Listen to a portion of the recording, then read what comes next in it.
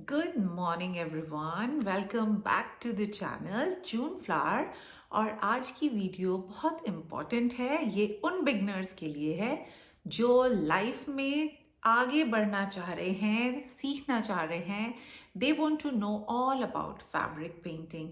तो आज की वीडियो उन लोगों के लिए है और ख़ास वीडियो है क्योंकि इसमें मैं आपको बताऊंगी कि अगर आप फैब्रिक पेंटिंग स्टार्ट कर रहे हैं तो उसका A to Z कहाँ से स्टार्ट करें, कैसे स्टार्ट करें और किस तरह करना है, तो एंड तक ज़रूर देखें। और इसमें सारी चीज़ें, आपके सारे टॉपिक मैंने कैप्चर कर लिए हैं। स्टिल अगर आपको कोई कन्फ्यूजन है तो मुझे कमेंट सेक्शन में ज़रूर से पूछेगा। So let's start this video. तो सबसे पहले फैब्रिक पेंटिंग स्टार्ट करने के लिए आपको कोई आर्टिस्ट होने की ज़रूरत नहीं है, आपको एक अच्छा पेंटर होने की ज़रूरत नहीं है, आपकी ड्राइंग अच्छी होने की ज़रूरत नहीं है। कोई भी फैब्रिक पेंटिंग कर सकता है, कोई भी। तो हम स्टार्ट करते हैं। फर्स्ट थिंग जो सबसे पहले आपके मन में आएगी कि फैब्रिक पेंटिंग हम कहाँ से स्टार्ट करें। First thing is choose the right fabric. जब भी आप फैब्रिक पेंटिंग स्टार्ट करने जा रहे हैं तो जो फैब्रिक आप चूज करेंगे वो बहुत इम्पॉर्टेंट होता है, क्योंकि अगर आपने गलत फैब्रिक यूज करा या स्टार्ट किया अपनी फैब्रिक पेंटिंग की जर्नी, तो हो सकता है वहीं पे आपका इंटरेस्ट खत्म हो जाए और आपको लगे कि नहीं, ये मेरे बस का काम नहीं है। सबके अपने ओपिनियंस हैं, सबकी अपनी चॉइस है, लेकिन आज मैं आपको बताना चाहती हूँ कि मेरी क्या चॉइस है और मुझे क्या लगता है कि फैब्रिक पेंटिंग अगर हम कर रहे हैं तो कौन सा फैब्रिक पेंटिंग आपके लिए एक्चुअली बढ़िया है, अच्छा है और इजी टू यूज़ है। That is organza. Yes, organza is a sheer fabric और लगता है लोगों को कि शायद इस पे पेंट करना, कलर करना is really tough, but no, it is not tough. क्योंकि ये sheer फैब्रिक है, कोई भी आपसे गलती होगी या कुछ भी होगा तो उस पे एकदम विजिबल नहीं हो पाएगा।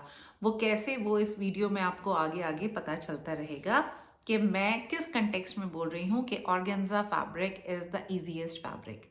ऑर्गेन्जा फैब्रिक जब आप यूज़ कर रहे हैं तो अगर आपका जो कलर है, कलर में पानी ज़्यादा डल गया है, तो उस पर जो आप चलाएंगे आपका ब्रश तो एकदम से स्प्रेड नहीं होगा, फैलेगा नहीं। इनफैक्ट मुझे लगता है ऑर्गेन्जा फैब्रिक में जब आप अपना ब्रश भी चलाएंगे ना, बहुत इजी फ्लो में चलेगा, बहुत इजीली चलेगा और उसके लिए आपको बहुत एफर्ट नहीं करना पड़ेगा। वहीं बहुत लोगों का कहना होगा कि वाई ऑर्गेन्जा, कोई और फैब्रिक क्यों नहीं या कॉटन क्यों नहीं। कॉटन, अगर आप मुझसे पूछें तो कॉटन पे फैब्रिक पेंटिंग करना मैं इंजॉय नहीं करती, बिकॉज उसके लिए वाटर की कंसिस्टेंसी, कलर की कंसिस्टेंसी, ब्रश नहीं उतने ऐसे अच्छे से चलता। इनफैक्ट मुझे लगता है जैसे ही आप ब्रश फैब्रिक पे लगाते हैं तो जो कलर है वो एकदम से एब्जॉर्ब हो जाता है और आप बार बार एफर्ट करते रहते हैं कि आप डिप कर रहे हैं, फिर ब्रश चला रहे हैं, फिर डिप कर रहे हैं, फिर ब्रश चला रहे हैं। लेकिन ऑर्गेन्जा में आप अपना कलर की कंसिस्टेंसी कम भी कर सकते हैं, ज़्यादा भी कर सकते हैं, और जब आप ब्रश उस फैब्रिक पे चलाएंगे वो इतना इजी फ्लो में आपका चलेगा जैसे मक्खन मलाई, बहुत इजी। तो द इजीएस्ट फैब्रिक, अगर आपने फैब्रिक पेंटिंग स्टार्ट करनी है तो सबसे आसान फैब्रिक सिर्फ और सिर्फ ऑर्गेन्जा है, अकॉर्डिंग टू मी। ट्राई ज़रूर करिएगा। इसके अलावा कोई भी फैब्रिक अगर आप ट्राई करना चाहते हैं तो इसके बाद करिएगा, क्योंकि आप लर्निंग प्रोसेस में हैं। ऑर्गेन्जा से आप स्टार्ट करिए और फिर आप आगे ग्रेजुअली स्टार्ट करें, मे बी जॉर्जेट और उसके बाद मे बी कॉटन। सिल्क पे फैब्रिक पेंटिंग करना इज रियली टफ, क्योंकि उसके लिए जो प्रोसेस है वो अलग है, वो मैं यहाँ डिस्कस नहीं करना चाहती because it's a long process, lengthy process. Silk पे आप नहीं कर सकते, लेकिन जो मैंने फैब्रिक्स आपको बताए हैं उन पे आप इजीली स्टार्ट कर सकते हैं and you must start with organza, you will not regret. Point number 2, इसके लिए हमें बेसिक मटेरियल्स चाहिए और हमारे बेसिक मटेरियल्स क्या हैं, इसको मैंने 3 कैटेगरीज में डिवाइड किया है, जिसमें फर्स्ट कैटेगरी में आपके आते हैं कलर्स, सेकंड में आते हैं आपके ब्रशेस और थर्ड कैटेगरी में आते हैं आपके स्टेंसिल, चॉक। तो सबसे पहले हम पॉइंट नंबर 1 स्टार्ट करते हैं, दैट इज कलर्स। तो कलर्स कौन से यूज करें?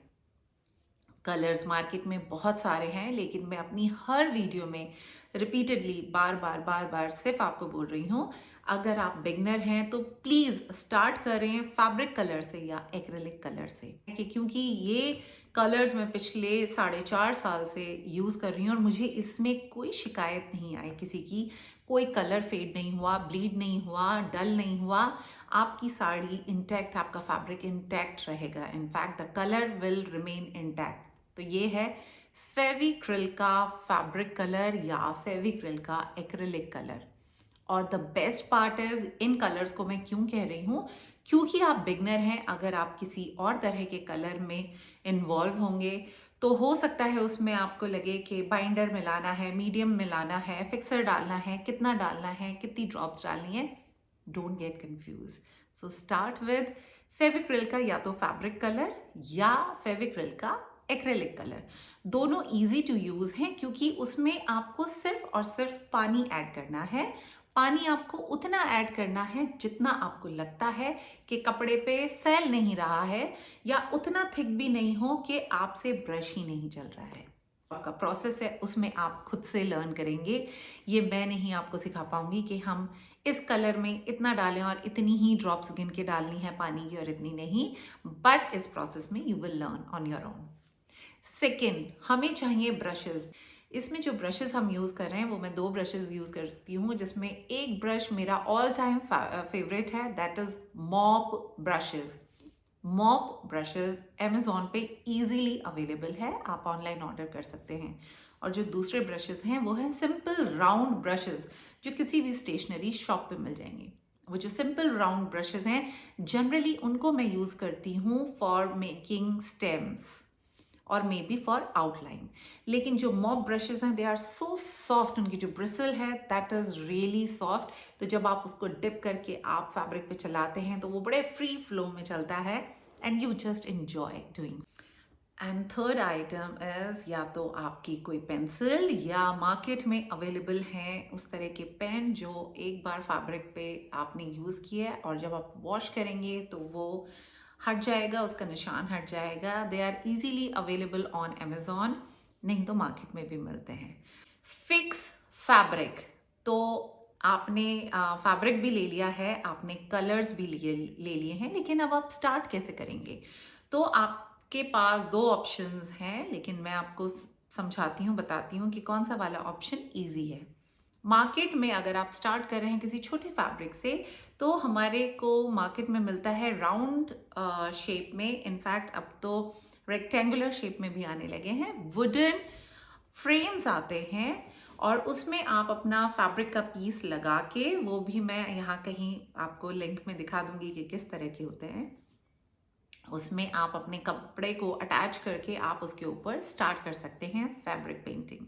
लेकिन ये तो आप तब कर सकते हैं जब आपको कोई एक छोटा सा मोटिव कहीं बनाना है। लेकिन अगर आपको कोई साड़ी बनानी है, दुपट्टा बनाना है, तो आप बार बार उस मोटिव को लगा रहे हैं, उस फ्रेम को लगा रहे हैं, फिर सुखा रहे हैं, फिर दूसरी जगह लगा रहे हैं, सुखा रहे हैं। It is a lengthy process और आप शायद थक जाएंगे और आपका इंटरेस्ट भी ख़त्म हो जाएगा। जो दूसरा ऑप्शन है वो है फ्रेम। साड़ी का फ्रेम आप अपने घर में बना सकते हैं, मार्केट से खरीदने की ज़रूरत नहीं है। मेरे चैनल पे ऑलरेडी मैंने वीडियो अपलोड कर रखी है कि आप पीवीसी पाइप से घर में एक साड़ी फ्रेम कैसे बना सकते हैं अंडर बजट। 1000 से 1500 रुपए तक का आपका ये जो फ्रेम है इजीली बन जाएगा, according to your choice, your measurement, कि हमें कितना बड़ा कितना छोटा साड़ी फ्रेम बनाना है। उसकी वीडियो का लिंक भी मैं ज़रूर से शेयर करूँगी। अगर आपको वो देखना है तो वो ज़रूर देख सकते हैं मेरे चैनल पे। 2 मैंने फ्रेम्स का वीडियो शेयर किया हुआ है। वेरी इजी टू मेक, हर कोई बना सकता है। Point number 4, choose simple design. क्योंकि आप स्टार्टिंग कर रहे हैं, यू आर अ बिगनर, आप प्रो नहीं हैं, आपको ज़्यादा नहीं पता। अगर आपको लगता है आपका डिज़ाइन भी, आपकी पेंटिंग या आप आर्टिस्ट नहीं है, तो जब भी आप कोई चीज़ स्टार्ट करें तो एक छोटे डिज़ाइन के साथ करें। ये नहीं सोचें कि हम बहुत बड़ा डिज़ाइन बनाएंगे, बहुत बड़ा फ्लावर बनाएंगे। या जो मैंने फैब्रिक लिया है उसको मैं पूरा भर दूंगी, इस तरह से नहीं करिए। Start with small fabric. Small fabric से मेरा मतलब है मार्केट में इजीली आपको दुपट्टे मिलेंगे। गो बाय ऑर्गेन्जा दुपट्टा, छोटा भी है और वहाँ पे छोटा कोई डिज़ाइन ले लें, मे बी सिंगल फ्लावर, जिसको पोल्का डॉट के हिसाब से आप उसको कहीं कहीं करके पूरे दुपट्टे को भर सकते हैं। बहुत ज़्यादा भी नहीं, अगर पोल्का डॉट नहीं बनाना तो सिर्फ दुपट्टे के किनारे नीचे बना दिया और दूसरी साइड आपने बना दिया, दैट्स इट, पूरा दुपट्टा आपने प्लेन रखा। मेरा यहाँ पे ये बताने का कंसर्न इसलिए है, अगर आप बड़ा फैब्रिक ले लेंगे स्टार्टिंग में ही, हो सकता है आपका इंटरेस्ट ख़त्म हो जाए, हो सकता है आपको बहुत टीडियस लगे और हो सकता है आपका हाथ सेट नहीं हो। तो आप अगर अपना हाथ सेट करना चाहते हैं, organza is the easiest fabric. Start with organza on दुपट्टा, जल्दी कंप्लीट होगा और जैसे ही आप एक दुपट्टा 2 3 4 कंप्लीट करेंगे, आप सडनली एक कॉन्फिडेंस आएगा। यस, और एक एक करके ना आपका हाथ, आप प्रोग्रेस करते जाएंगे, क्योंकि जहां आपने पहला दुपट्टा बनाया वहीं आप देखेंगे सेकंड में, थर्ड में, फोर्थ में आपका इम्प्रूवमेंट अपने आप होता जाएगा। सो ऑलवेज स्टार्ट विथ छोटा फैब्रिक, मे बी दुपट्टा और छोटा सा डिजाइन। आपने जब पेंटिंग कर ली, सब कुछ कर ली, प्लीज़ उसको कंप्लीटली ड्राई होने दीजिए। आई नो अभी आप नए नए पेंटर हैं, नए नए फैब्रिक पेंटिंग आपने स्टार्ट की है, हो सकता है दिमाग से भी निकल जाए, हो सकता है उतनी बेचैनी भी रहे कि इतना मैंने कर दिया और अब फटाफट से मैं इसको कंप्लीट करूं। बट अगर आपका कलर कंप्लीटली ड्राई नहीं होगा तो इधर उधर आपका फैल भी सकता है। कंप्लीटली ड्राई इसलिए भी क्योंकि जब हम अपना कोई पैटर्न बना लेते हैं, मे बी कोई फ्लावर हमने बना लिया, उसके बाद हमें आउटलाइन करनी है, वो आप तभी कर सकते हैं जब आपका जो पैटर्न है, जो डिज़ाइन है, जो आपने उस पर किया है, वो कंप्लीटली ड्राई होगा। अगर ड्राई नहीं होगा तो जैसे ही आप ब्रश उसके ऊपर चलाएंगे तो वो एकदम से फैल जाएगा और हमारा फैब्रिक या हमारी सारी मेहनत पे पानी फिर जाएगा। Don't do that. Next point, आपने जब अपनी पेंटिंग कर ली है तो उस पेंटिंग को, उस डिज़ाइन को हम हीट सेट करेंगे, यानी हीट से हम उसको सेट करेंगे। अगर आप, जो मैंने आपको बताया है, फैब्रिक कलर्स या एक्रेलिक कलर, तो वो छोटी सी शीशी आती हैं, उनके बैक साइड में भी लिखा हुआ है कि जब आपने अपनी पेंटिंग कर ली है तो उसके 24 आवर्स के बाद आपको जो आपके कपड़ा है जिस पे आपने पेंटिंग करी है उसका रिवर्स यानी उल्टी साइड से हमें आयरन करना है, क्योंकि जब हम उसके ऊपर आयरन करेंगे तभी हीट से वो जो कलर है वो आपका फैब्रिक में सेट हो जाएगा। सेट होने से मेरा मतलब ये है कि उसके बाद अगर आप उसको वॉश करेंगे तो भी वो कलर नहीं निकलेगा, कहीं नहीं जाएगा। मेरे खुद का एक्सपीरियंस है, मैं जो साड़ियाँ मैंने अपने लिए बनाई हैं या जो मैं औरों को भी दे रही हूँ या लोग खरीद रहे हैं, मेरे पास आज तक कोई शिकायत नहीं आई है कि जो साड़ियाँ मैंने बनाई हैं उसका कलर निकल गया, ब्लीड हो गया या फेड हो गया। कलर्स इंटैक्ट रहेंगे जिस तरह से मैंने आपको बोला है, अगर आप उसको फॉलो करेंगे। साड़ी को प्रेस करना नहीं भूलें, क्योंकि उससे आपका जो डिज़ाइन है, आपका जो कलर है, वो फैब्रिक पे सेट हो जाता है और निकलेगा नहीं। नेक्स्ट पॉइंट, आपने फैब्रिक बना लिया है, सब कुछ हो गया है, लेकिन अब आप इसको वॉश करें, कैसे करें, किस तरह से करें, वो उसकी भी डिटेल्ड वीडियो मेरे चैनल पे ऑलरेडी अपलोडेड है कि hand painted fabric, hand painted saris को हम किस तरह से वॉश करें। लेकिन एक छोटा सा ब्रीफ, एक समरी मैं आपको बता देती हूँ। जिस तरह से मैंने आपको बताया है, अगर आप ये वाले कलर्स यूज़ कर रहे हैं तो आप अपना फैब्रिक घर में ही वॉश कर सकते हैं। कुछ बातों का ध्यान रखना है। पहली चीज़, कोई हार्ड डिटर्जेंट नहीं होना चाहिए, माइल्ड डिटर्जेंट होना चाहिए। सेकंड, गर्म पानी में आप अपने फैब्रिक को नहीं धोएंगे। थर्ड, जब आपका फैब्रिक आप धो रहे हैं तो उसको रगड़ रगड़ के नहीं धोना है, आपको बहुत डेलिकेट तरीके से धोना है। फोर्थ पॉइंट, बहुत लोगों का पूछना है कि हम हाथ से धोएं, घर में धोएं, ड्राई क्लीन कराएं, क्या कराएं, किस तरह से। तो आप घर में भी धो सकते हैं, हैंड वॉश भी कर सकते हैं, मशीन वॉश भी कर सकते हैं और ड्राई क्लीन भी करा सकते हैं। ड्राई क्लीन मैं जनरली उन साड़ियों को कराती हूँ जो ऑलरेडी काफ़ी एक्सपेंसिव फैब्रिक है, जैसे आपके प्योर हो गया, प्योर ऑर्गेन्जा, प्योर जॉर्जेट या प्योर आपका क्रेप हो गया, उसको आप प्लीज़ ड्राई क्लीन ही कराएं, बिकॉज मैं नहीं चाहती कि आपका एक्सपेंसिव क्लॉथ घर में धोने में ही ख़राब हो जाए। मगर अगर आप सेमी फॉर्म में ले रहे हैं, विस्कॉस का कोई भी साड़ी ले रहे हैं, आप इजीली घर में धो सकते हैं, कोई इश्यू नहीं है, कोई प्रॉब्लम नहीं है। लेकिन किस तरह से धोना है उसकी डिटेल वीडियो ऑलरेडी मेरे चैनल पे अपलोडेड है, आप देख सकते हैं। अगर मैं वो सारी डिटेल आज आपको इस वीडियो में बताऊंगी तो वीडियो बहुत लंबी हो जाएगी, इसीलिए आप वो वीडियो जाके देखें, उसका लिंक भी मैं यहाँ पे डिस्क्रिप्शन बॉक्स में डाल दूंगी।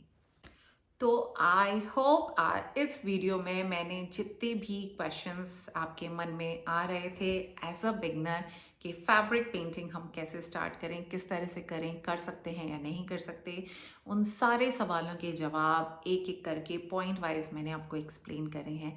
स्टिल आपको लगता है कि कोई चीज़ मुझसे रह गई है, मैं आपको नहीं समझा पाई या नहीं बता पाई, उसको प्लीज़ कमेंट सेक्शन में डाल के ज़रूर से पूछिएगा। मैं कोशिश करूँगी अपनी नेक्स्ट वीडियो में आपके उन सवालों का जवाब दे सकूँ, नहीं तो जो आपके मैसेज हैं उन पे वहीं पे मैं आपको कमेंट करके आपके सवालों का जवाब दे सकूँ। अगर आपको मेरी वीडियो पसंद आई है then don't forget to like, share and subscribe. Thanks for watching. Happy painting.